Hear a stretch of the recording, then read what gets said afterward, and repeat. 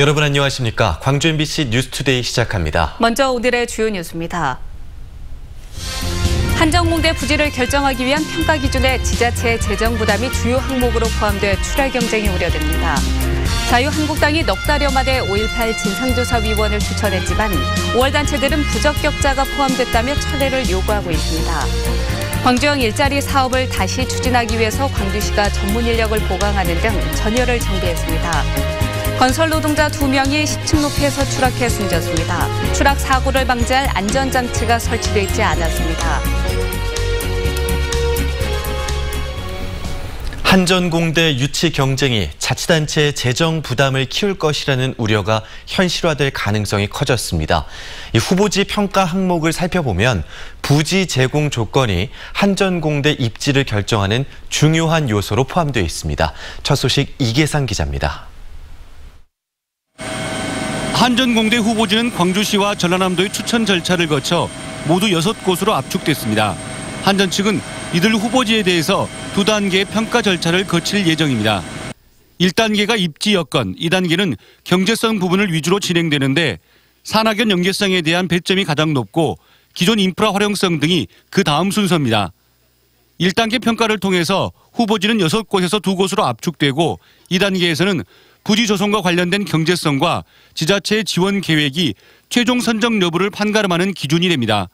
평가 과정에서 광주시와 전라남도의 출혈 경쟁이 불가피하고 결국 재정 부담으로 이어질 가능성이 높습니다. 지자체의 어떤 재정적 여건이랄지 또 재정적 지원이랄지 이런 점들이 크게 부각되거나 비중 있게 다뤄져서는 그것은 바람직하지 않다라고 생각을 합니다. 한전 측은 이번 주까지 후보지에 대한 1단계 평가를 마무리 짓고 다음 주에는 압축된 후보지 2곳에 대한 제안서 발표와 현장 점검을 진행할 예정입니다. 한편 한전공대 후보지 평가 기준이 당초 약속과 달리 외부로 유출되면서 공정성이 훼손됐다는 비판이 제기됐습니다. MBC 뉴스 이계상입니다. 환경단체들이 광주 민간공원 2단계 사업에 대한 공익감사를 청구합니다. 광주 환경운동연합 등 9개 환경단체는 기자회견을 열고 민간공원 2단계 사업 과정에서 원칙과 합의, 일관성을 상실한 시 행정에 대해 내일 감사원에 공익감사를 청구한다고 밝혔습니다. 단체들은 민간공원 사업의 경우 공정성과 공익성을 확보해야 하지만 최근 광주시의 특정 감사와 후속 조치는 원칙이 없고 앞뒤가 맞지 않는다며 공익감사 청구 배경을 밝혔습니다. 어등산 관광단지 조성 사업을 시행하는 광주도시공사와 민간사업자 호반의 협상이 사실상 마무리 단계에 접어들었습니다. 광주도시공사는 호반과의 실무 협의를 통해 특급 호텔과 콘도, 워터파크 등 수익시설에 대해 공공성과 수익성을 함께 담보하는 형식으로 추진하는 것에 대해 잠정 합의했습니다. 특히 주택 임대 사업으로 변질될 우려가 있는 1,500실 규모의 레지던스 호텔 조성에 대해 주거용이 아닌 숙박용임을 협상안에 명시하기로 양측이 합의함에 따라 이달 안으로 투자 협약이 체결될 예정입니다. 미세먼지가 비상입니다. 국내 미세먼지 축적에 국외 고농도 미세먼지 유입, 여기에 대기 정책까지 이 3단계가 반복되면서 미세먼지 농도가 매우 짙어진 상황인데요. 광주와 전남 지역의 초미세먼지 주의보가 어제부터 이어지고 있는 가운데 광주 지역의 초미세먼지 농도 1시간 평균 110마이크로그램으로 평소의 4배가량까지 치솟으면서 매우 나쁨 수준을 보이고 있습니다. 이 밖에 광주 전남 지역 미세먼지 농도도 나쁨 수준을 보이고 있습니다. 이에 따라 오늘 공공기관에서는 차량 이부제 등 미세먼지 비상 저감 조치를 시행하는데요. 이와 더불어서 오늘 가급적 외출을 삼가셔야겠지만 나가신다면 황사용 마스크를 꼭 착용하시고요. 우리 모두를 위해서 대중교통을 이용하시는 편이 좋겠습니다. 이 미세먼지는 오늘 낮부터 불어드는 찬바람에 차츰 해소되겠고 내일부터는 보통 수준을 회복하겠는데요. 이 미세먼지와 추위 번갈아 가면서 찾아오고 있습니다. 오늘 낮부터 불어드는 찬바람에 미세먼지는 해소되겠지만 오늘 오후부터 내일 아침 사이 매우 추운 날씨가 이어지겠습니다. 기온이 큰 폭으로 떨어지면서 오늘 오후 들어 서해안과 일부 내륙 지역에서는 산발적인 눈발이 날리기도 하겠습니다. 지금까지 날씨 정보였습니다. 자유한국당이 넉 달여 만에 5.18 진상조사위원을 추천했는데 부적격자들을 추천했다는 비난과 철회 요구가 잇따르고 있습니다. 하지만 자유한국당은 추천을 철회할 수 없다는 입장이어서 조사위원회 출범까지는 진통이 계속될 것으로 보입니다. 김인정 기자입니다. 자유한국당이 5.18 진상조사위원회 추천위원 3명을 확정해 공식 발표했습니다. 상임위원으로는 권태호 전 한미연합군사령부 특수작전처장을, 비상임위원으로는 이동욱 전 월간조선 기자와 차기환 전 수원지법 판사를 추천했습니다. 법 취지에 맞춰서 그 진상 규명과 또 국민 통합에 적절한 인사를 이번에 선정했다, 이렇게 말씀드릴 수 있습니다. 이 중 이동욱 전 기자는 기자 시절 5.18 주요 보도들을 반박하는 기사를 썼다, 5.18 관련 단체에게 공개 사과 요구를 받은 전력이 있고, 차기환 변호사는 이무리한 행진곡이 대한민국 정치체제를 부정한다고 주장하고 5.18 당시 민간인 사망자가 진압군 총에 숨진 것이 아니라는 취지의 5.18 왜곡 발언을 했던 인물입니다. 지만원 씨와 5.18 진압군이 배제되고 새로운 인물들로 추천이 이루어지자 혹시나 하며 검증에 착수했던 5월 단체들은 다시금 분노하며 철회를 요구했습니다. 5.18의 가치를 훼손하고 왜곡하는 데 앞장선 인물이 아니라 진상규명의 소신과 의지를 갖춘 인물들로 위원을 재추천하라. 극우농객 지만원 씨나 5.18 진압군 지휘관을 검토해온 자유한국당의 반발에 농성에 들어갔던 5월 어머니들은 나경원 원내대표실 앞에서 점거 농성을 이어갔습니다.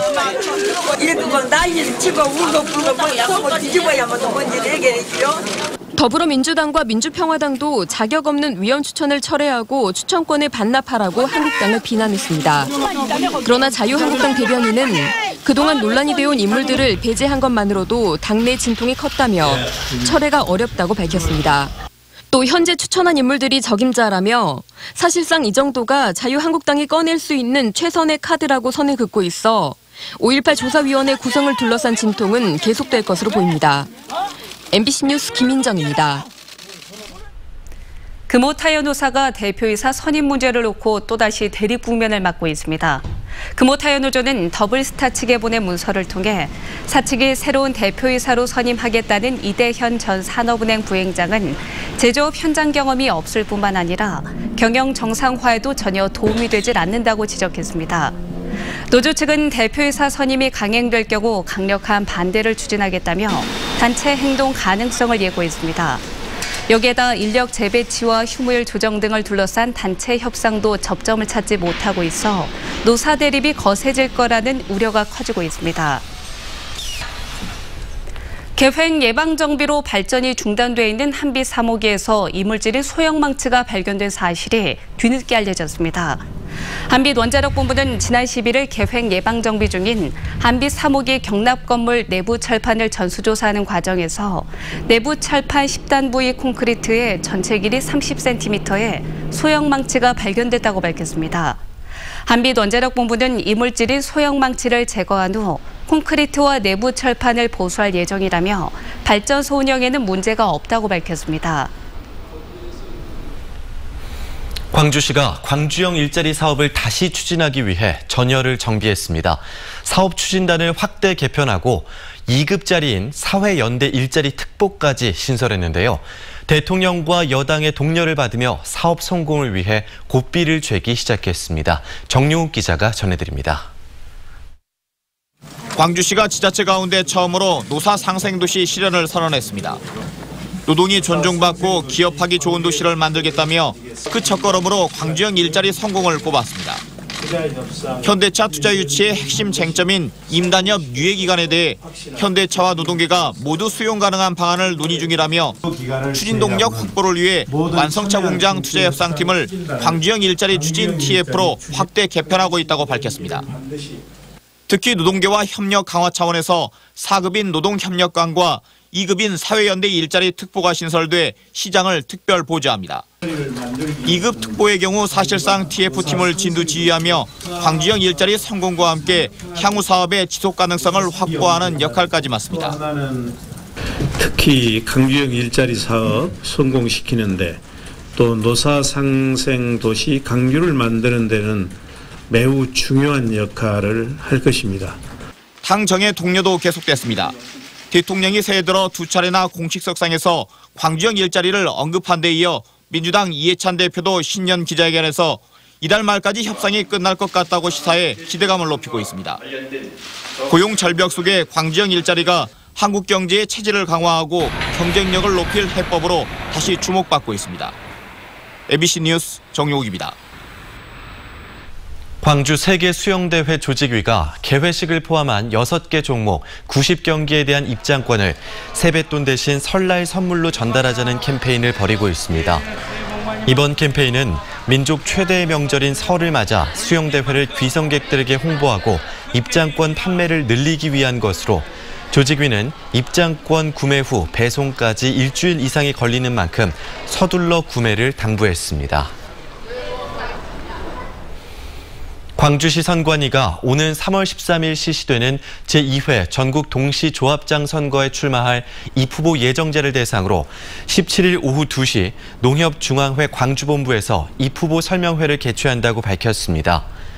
설명회는 입후보 예정자가 후보자 등록을 준비하는 데 도움을 주고 관련 법규 준수를 위해 마련한 것으로 후보자 등록 서류 작성과 선거운동 방법, 제한 금지 행위 등에 대한 안내가 이루어집니다.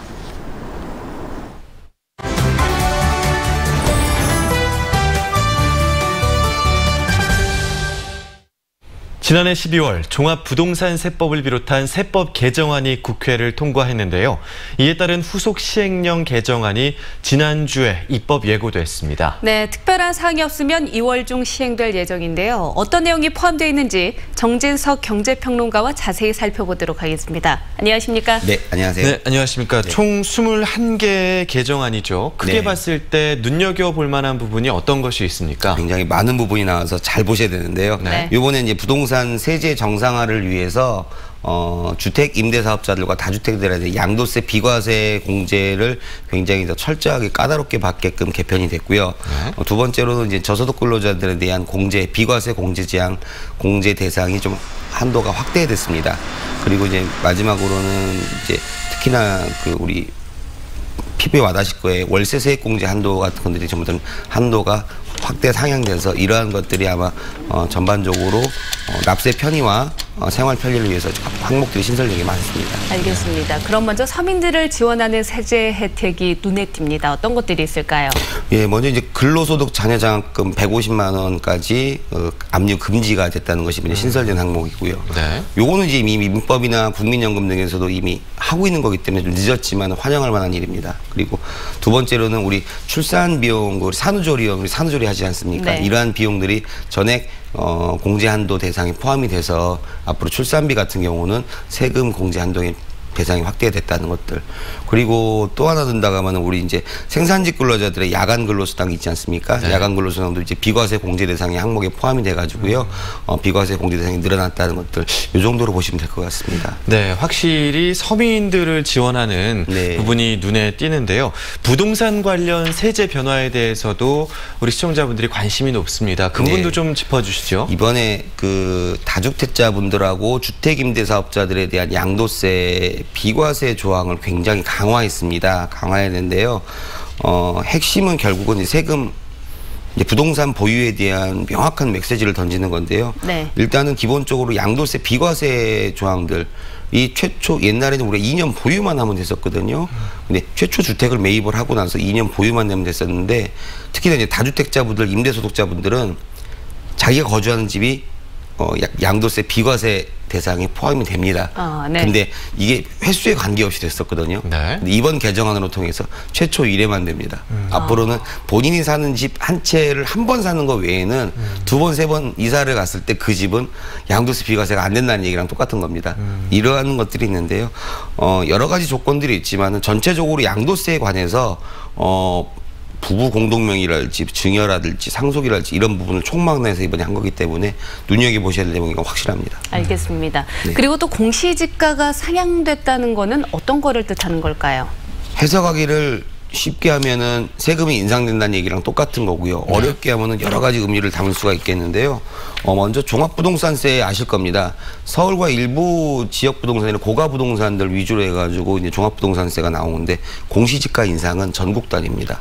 모든 부동산과 토지와 건물에 대해서 하는 거기 때문에요. 네. 이러한 정부 정책들이 지금 메시지가 하나가 있어요. 부동산에 붙는 세금이 높아질수록 그 세금은 자연스럽게 누군가에 전이 되거든요. 전가를 시키게 돼 있습니다. 이게 임대료든 자산 가격 등인데 결국 정부가 요구하는 것은 자연스러운 물가 인상 같습니다. 물가 인상을 통해서 현실적인 인플레이션을 좀 일으키겠다라는 의도가 좀 숨어져 있는 그러한 정책입니다. 이번 발표된 정책이. 네, 그렇군요. 부동산 정책은 주로 정부가 시장에 던지는 메시지인데 네. 방금 말씀해 주신 내용을 종합하면 네, 물가 인상에 관한 메시지였다라고 네. 해석을 하시는 겁니까? 네, 물가 인상도 그렇지만요. 네. 이제 부동산 정책이 경제 정책에 다 포함이 되어 있는 거거든요. 네. 여기에 어떤 기능들이 나오는 건데 이번 정부가 발표한 여러 가지 정책들을 종합해서 딱 맥락을 짚어본다면은 앞으로는 세금이 늘어날 거니까 부동산을 보유하고 싶으면 형편껏 하라는 그러한 메시지가 자연스럽게 나오는 거고요. 네. 두 번째로는 우리가 사실 좀 아쉽지만은 우리 곳간이 차야 우리가 인심도 난다는 우리 옛말이 있지 않습니까? 네. 경제 상황이 좀 어려운 상황에서 계속 인상만 하는 지금 개편안들이 지금 나오고 있는 건 사실이에요. 이러한 것들이 어떤 정치적 신념보다는 경제적 상황에 맞춰서 국민들을 좀 편안하게 하는 정책들이 좀 앞으로 좀 계속 나왔으면 하는 바람입니다. 알겠습니다. 정진석 경제평론가와 이야기 나눴습니다. 감사합니다. 네, 감사합니다.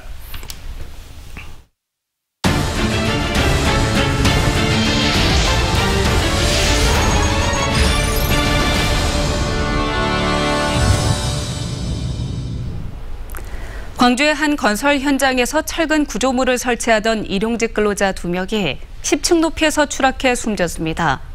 현장에는 추락 사고를 방지할 안전장치가 설치되어 있지 않았던 것으로 드러났습니다. 남궁욱 기자가 취재했습니다. 119 대원들이 쇠파이프로 가득 찬 건설 현장에서 구조 작업을 펼치고 있습니다. 잠시 후 구조물 사이로 근로자가 들것에 실려 나옵니다. 주차타워 신축 현장에서 근로자 2명이 추락한 건 오전 10시 30분쯤. 10층 높이에서 철근 구조물을 설치하던 55살 김 씨와 51살 김 씨 머리 위로 타워 크레인에 실려있던 쇠파이프 등이 중심을 잃고 쏟아진 겁니다. 파이프에 맞은 근로자 1명은 땅으로 떨어져 숨졌고 다른 1명은 6층 구조물에 걸려 119 대원이 구조 작업을 벌였지만 이미 숨을 거둔 상태였습니다. 한쪽에 걸리니까 중심을 잃어갖고 밑에 사람들이 지금 5명이 이러고 있는데 쏟아져 오니까 그 사람이 맞아서 추락을 했거든요. 공사 현장엔 추락 사고를 막기 위한 안전망이 설치돼 있지 않았고 구조물에 몸을 지탱할 수 있는 안전 장구도 지급되지 않았습니다. 노동청은 숨진 인부들이 하청 업체가 고용한 일용직이었다며 원청 업체의 안전관리 규정 준수 여부를 면밀히 확인하겠다고 밝혔습니다. MBC 뉴스 남궁욱입니다. 어제 오후 5시쯤 나주시 중림동의 한 셰시 가게에서 불이 나 가게 전부를 태워 소방서추산 1,500여만 원의 재산 피해를 내고 40여 분 만에 꺼졌습니다. 경찰과 소방당국은 난로를 켜놓고 나갔다는 셰시 가게 주인 57살 박모 씨의 말을 토대로 화재 원인을 조사하고 있습니다. 성범죄를 저질러 보호관찰을 받고 있던 20대 남성이 전자발찌를 끊고 잠적했습니다. 광주 보호관찰소에 따르면 강간미수로 전자발찌 착용 명령을 받은 26살 민모 씨가 지난 13일 오후 11시 30분쯤 광주 북구 우남동 자신의 집에서 전자발찌를 끊고 달아났습니다. 보호관찰소는 민 씨가 인터넷 사이트에서 알게 된 여성이 전자발찌를 보고 경찰에 신고하겠다고 하자 달아난 것으로 보고 있습니다. 광주 서부경찰서는 헤어진 여자친구 남동생에게 흉기를 휘두르고 감금한 혐의로 27살 이모 씨에게 구속영장을 신청했습니다. 이 씨는 지난 11일 오후 5시쯤 광주시 서구 화정동 헤어진 여자친구 집에 들어가 남동생인 18살 윤모 군에게 가져간 흉기를 휘둘러 다치게 하고 집과 인근 술집 등에 데리고 다니며 7시간 동안 감금한 혐의를 받고 있습니다. 경찰 조사 결과 택배기사를 가장해 집에 들어간 이 씨는 여자친구가 만나주지 않은데 앙심을 품고 이 같은 짓을 벌인 것으로 드러났습니다. 화재로 잿더미가 된 목포 먹자 골목의 상인들이 임시 천막을 치고 설 대목을 준비하고 있습니다. 화재 피해 상인들을 돕기 위한 각계 각층의 도움도 재기의 희망을 불어넣고 있습니다. 김양훈 기자가 그 현장 다녀왔습니다. 지난 7일 새벽 시뻘건 불길이 상가를 집어삼킵니다. 불에 탄 상가는 앙상하게 뼈대만 남았고 설 대목에 맞춰 준비해둔 물건들은 한순간에 잿더미로 변했습니다. 불이 났던 먹자골목 인근 공영주차장에 몽골 텐트가 설치됐습니다. 화재 피해를 입은 상인들을 위해 마련된 임시 전통시장입니다. 전기가 개통됐고 수도시설 설치도 마무리 단계에 접어들었습니다. 판매 물품과 냉장시설, 판매대 등을 갖추고 오는 21일 정식 개장할 예정입니다. 수도하고 하수관 전기는 마무리가 돼가고 있습니다. 그래서 피해 상인분들하고 협의를 해서 다음 주쯤이면 영업을 재개할 수 있도록 그렇게 추진하겠습니다. 불타버린 점포 길 건너편에 마련된 임시시장이지만 굳었던 상인들의 얼굴에는 비로소 생기가 돌기 시작했습니다. 목포 먹자골목 화재 피해 상인들의 재기를 위한 온정의 손길도 줄을 잇고 있습니다. 대출금 상환기간 연장 등 금융 지원과 전국 각지에서 들어오고 있는 성금 기탁, 그리고 모금 운동도 이어지고 있습니다. 근데 너무 정말 마음이 아프고 그렇습니다. 이제 우리 목포 시민께서도 좀 많이 좀 협조를 해주셨으면은 조금이라도 저희가 이제 좀 힘이 되지 않을까 그렇습니다. 잿더미로 변한 목포 먹자골목 상인들이 주변의 도움으로 재기의 희망을 키워가고 있습니다. MBC 뉴스 김양훈입니다. 기아 타이거즈가 오키나와 스프링 캠프를 참관할 참관단 35명을 내일 오전 10시부터 선착순으로 모집합니다. 스프링 캠프 팬투어는 연습 경기 관람과 오키나와 관광, 선수단과의 식사 등으로 구성된 여행 상품으로 성인 기준으로 132만 원의 참가비가 있습니다. 기아는 참관단에게는 각종 기념품을 증정하고 올 시즌 홈 경기 중 한 경기를 스카이박스에서 관람할 수 있는 혜택을 준다고 밝혔습니다. 오늘도 광주에서 미세먼지 비상 저감 조치가 시행됩니다. 광주시는 초미세먼지가 기준을 초과해 주의보가 발령됨에 따라 어제에 이어 오늘까지 비상 저감 조치를 시행한다고 밝혔습니다. 이에 따라 관공서 차량 이부제와 함께 대중교통 이용, 공장 조업 시간 단축 등의 시민들의 협조를 당부했습니다.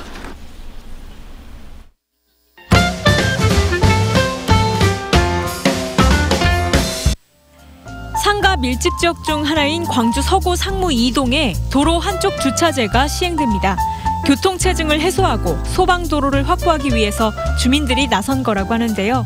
구간은 KT 상무빌딩부터 영암마트까지 홀수달, 짝수달로 나눈 차선 홀짝제로 시행됩니다.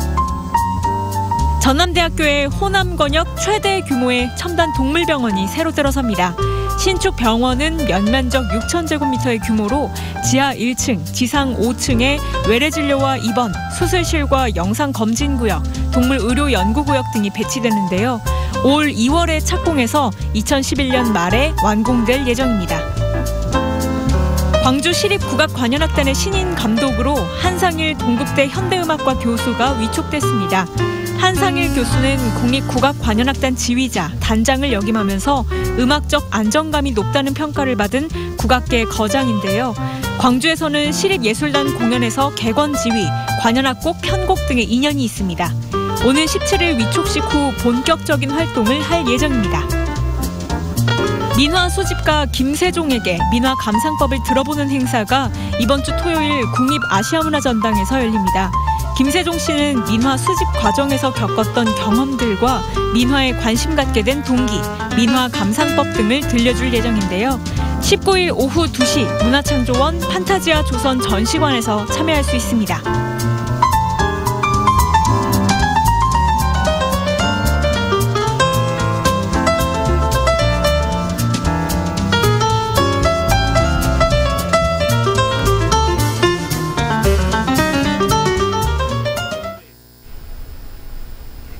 다음은 희망 2019 나눔 캠페인에 성금을 보내주신 분들입니다. 담양군청 최영식 담양군수와 직원들이 1,183만 원을 보내주셨고요.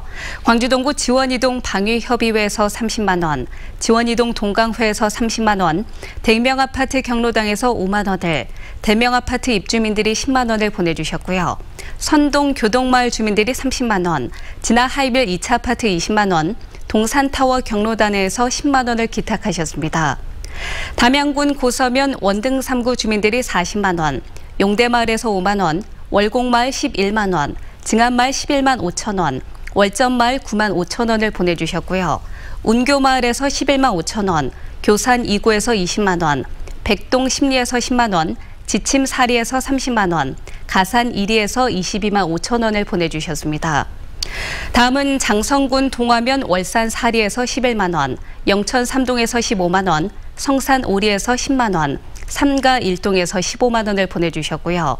덕진 1리에서 10만 원, 기산 1리에서 10만 원, 야은 1리 10만 원, 이동장 협의회에서 100만 원을 보내주셨습니다. 나주시 노하면 학산 6구 만호마을에서 21만 원, 용암마을에서 12만 1천 원을 보내주셨습니다. 성금을 보내주신 분들께 감사드립니다.